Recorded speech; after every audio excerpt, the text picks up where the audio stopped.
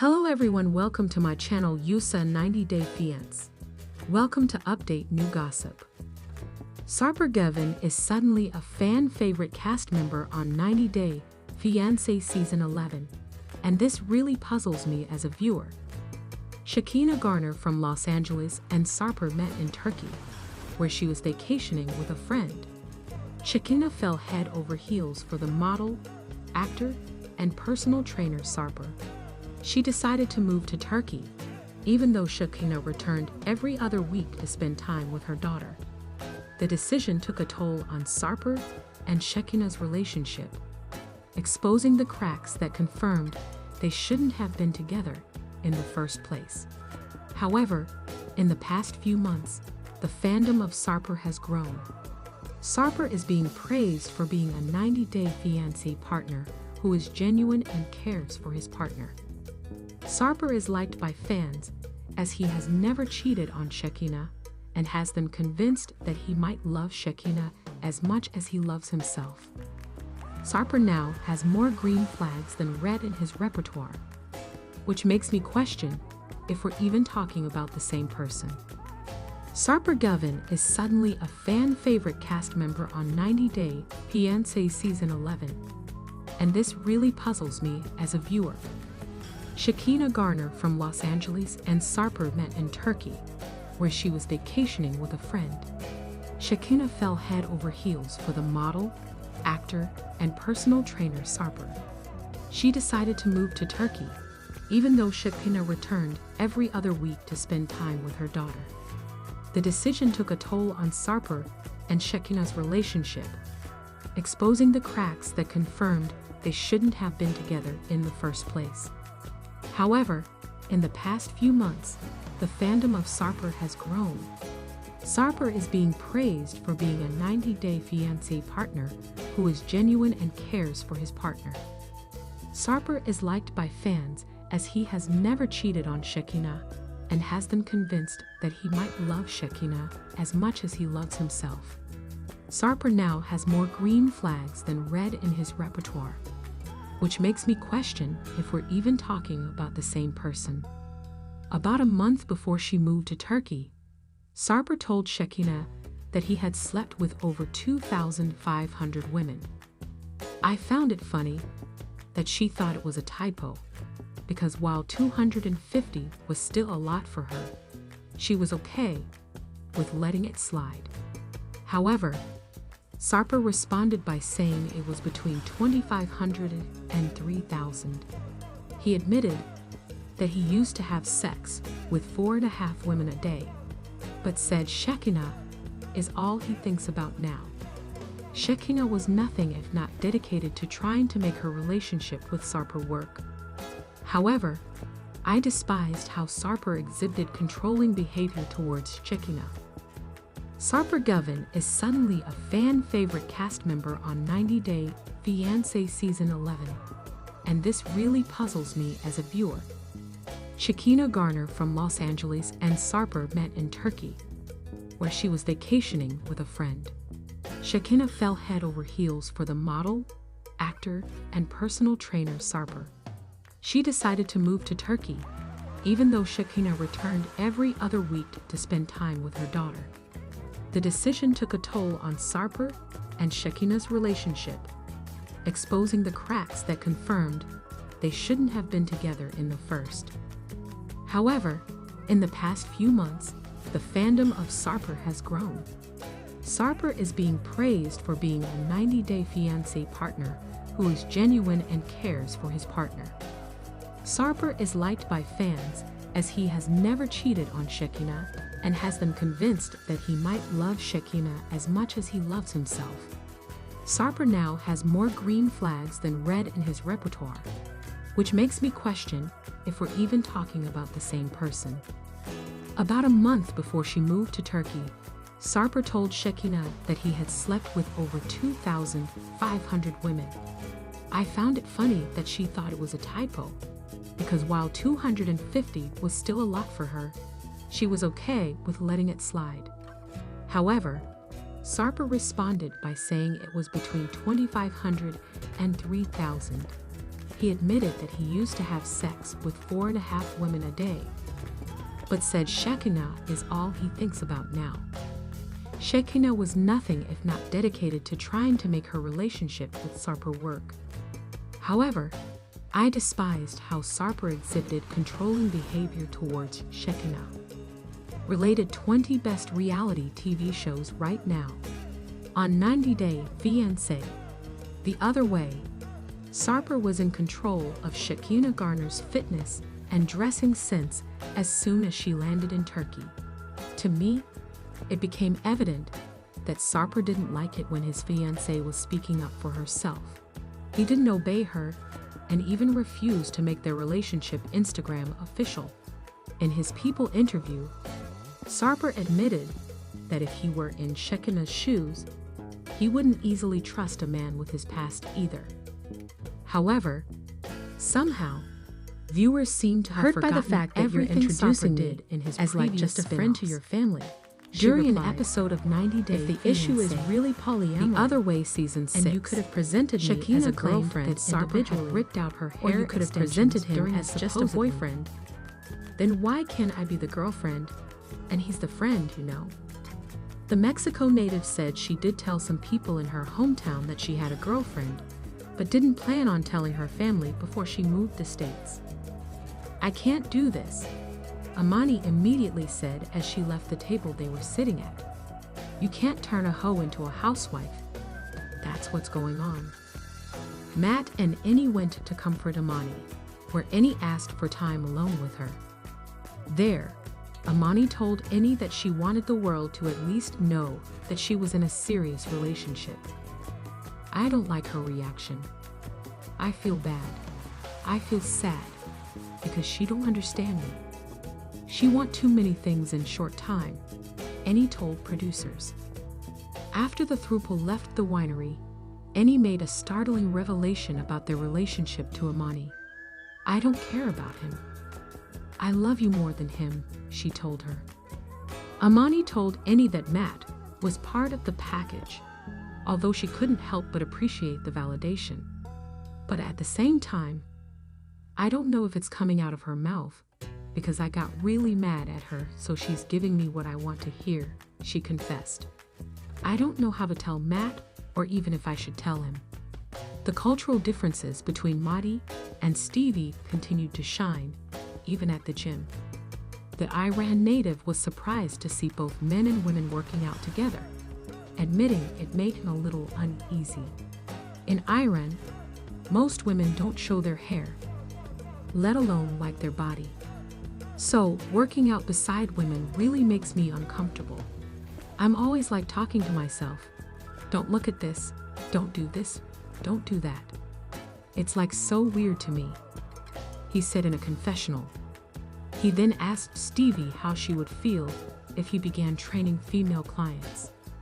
Stevie was okay with the idea as long as he kept it professional. Madi then asked about the paintings of naked women in her home, asking, like, do you think you're sexually, attracted to them? Stevie called Madi's question out as weird, adding in a private confessional with producers, I think it's insane that Madi's even asking me if I'm bisexual, so I don't think I should have to answer a question like that. Madi felt she was being vague on purpose and continued to push on the topic as he needed to know the answer before they made it down the aisle. I'm not going to give you any answer that I think you're wanting, she clapped back. So we should just end the conversation. The pair later had a date night at home, where Stevie wanted to try a spicy naked art experiment with her fiancé. The idea made a very modest Madi uncomfortable, and they compromised by putting paint on his arm.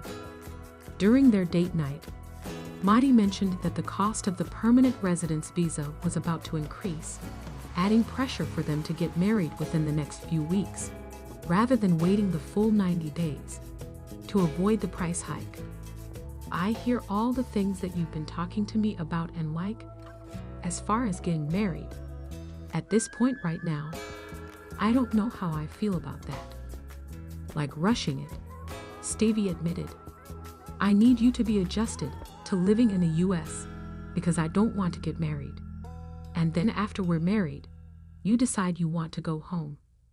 Stady noted that every time Mahdi spoke to his family, it would put him back a mindset of being super homesick, and asked him if he could not talk to them as much. "You're asking me not to call my family?" Maddie asked. Stevie said she wasn't, adding, "I'm trying to tell you that talking to them every day is keeping you in a mindset that you live there and you live here." After their heated argument over the prenup, Aminata Nina Mac found herself alone and in tears after walking away from Mark's family. Mark's brother and daughter openly opposed his decision to marry Mina, believing she was only in it for the money. "I love her, and we have beautiful daughter Maria together, and I need everybody to get on board with it and feel like it is for the right reasons," Mark told producers. "And I appreciate the concern, but I don't want to sit here and gang up on her, especially at our first big family barbecue in the USA." Jordan and Mark's mother asked to speak with Mina, who assured the mom of two that it was nothing personal against her and more the family being concerned about each other. Mina apologized to Jordan for previously calling her a snake and extended a new invitation to her wedding. In return, Jordan expressed regret for anything she may have done to upset or offend Mina. While Mina worked to mend things with Mark's family, another argument seemingly looms as she didn't want to sign a prenuptial agreement. Sean Finch and Aliyah de Batista. Physical altercation. They had been fighting over Shekinah, fearing that her family wouldn't approve of Sarper. Shekinah had informed Sarper that her mother and sisters weren't talking to her because of their relationship. According to Shekinah, Sarper pulled out her hair extensions during a physical altercation that was not captured on camera. However, Sarper claimed that he was simply trying to take her phone, and one of her hair extensions came out as he grabbed it. Shekinah's sister, Shariya, had traveled to Turkey to meet Sarper. "I was shocked when he started calling Shekinah by **** in front of her. He left a very bad impression on Shariya when he not only hurled several insults at her sister, but also dubbed himself an alpha male." Shariya had also noticed how controlling Sarper was of her sister when Shekinah mentioned the empty alcohol bottles in his apartment with memories of his past escapades attached to him, and the 90-day Fiancé star fired back by stating he didn't like being told what to do. Love is on the back burner as the K1 visa clock ticks down for the 90-day Fiancé season 11 couples. From unanswered questions to family conflicts, the drama continued to brew during episode 8. However, things may finally be looking up for Mark Bissett after his daughter Jordan apologized to his bride-to-be. Sarper Güven and Shekinah Garner were still feeling the effects of the dinner with her friends the night before. Everything was great except Dan. The Turkey native told his fiancée about her friend, who believed he would be a better boyfriend to Shekinah than Sarper. "It made me really happy to see that you could, hold your ground. That was a high-pressure situation," Shekinah admitted. "You had a lot of eyes looking at you. And a lot of people would fold under that pressure, and you didn't." Although the personal trainer kept his composure this time, Sarper warned if Dan behaved that way again, it would be the last time he would be speaking with the modern Sarper after formerly having hot headways. This made Shekinah more confident about the next person her fiancé needed to impress, her daughter, Sophie. However, the beauty business owner knew the uphill battle she had to climb in bridging the connection between Sophie and Sarper, telling producers, "The problem is, Sophie has heard a lot of negative things from my family about Sarper, so she hasn't wanted to meet him before. Now, with the 90-day time clock in full effect to complete the requirements of their K1 visa, The pressure was on for her future husband and daughter to meet in person. Because if Sophie doesn't approve of my relationship with Sarper, I won't be able to marry him, Shekinah confessed to producers. The couple traveled to Northern California to visit Sophie, but the teen was unaware that Sarper would be accompanying her mother on the trip. Sophie hasn't been ready to meet Sarper yet, and I'm still unsure if she's ready now, the mom of one told the cameras. But we're running out of time. Sarper and I only have 2 months before we have to get married, and I'm not walking down the aisle without my daughter's approval. There's a lot riding on this trip. The pair got mother/daughter pedicures, where Sophie said she was open to meeting Sarper but wasn't coming into the conversation with high expectations. Sophie already had reservations since her mom got engaged to Sarper before she even had a chance to meet him.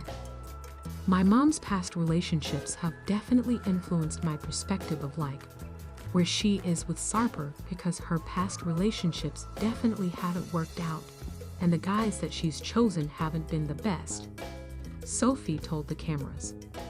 Shekinah agreed that she wouldn't get married unless she received her daughter's blessing.